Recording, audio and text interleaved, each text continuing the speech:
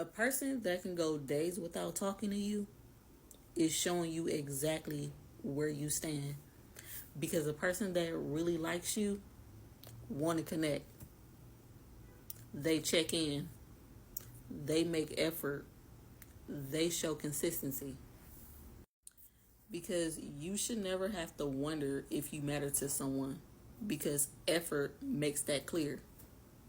If someone can disappear like it's nothing, then you mean nothing to them in a way you thought you did. Because at the end of the day, people make time for what they want. Period. It takes seconds to text and minutes to call. So if they are going days without doing either, it's not that they are busy. You are just not a priority.